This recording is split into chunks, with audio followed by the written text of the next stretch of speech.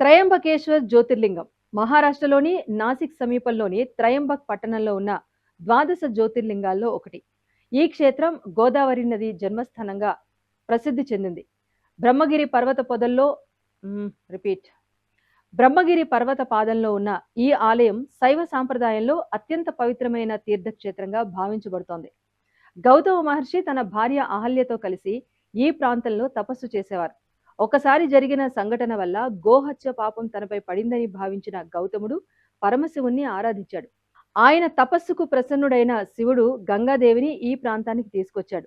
ఆ గంగాదేవియే తరువాత గోదావరి నదిగా ప్రవహించింది అని పురాణాలు చెబుతున్నాయి.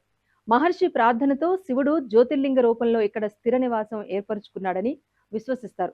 ద్వాదశ జ్యోతిర్లింగాల్లో ఇది ప్రత్యేక స్థానం కలిగి ఉన్న క్షేత్రం. ఇక్కడి జ్యోతిర్లింగం 3 ముఖాలతో ఉండి బ్రహ్మ, విష్ణు, మహేశ్వరులను సూచిస్తుంది. గోదావరి నది ఉద్భవ ప్రాంతం ఆలయానికి సమీపంలో ఉంది.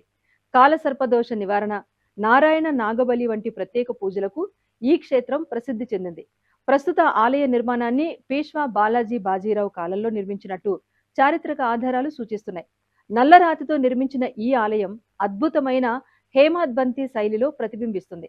త్రయంబకేశ్వర్ క్షేత్రం కేవలం జ్యోతిర్లింగమే కాదు, కుంభమేళా నిర్వహించే ప్రధాన పుణ్యక్షేత్రాల్లో కూడా ఒకటి.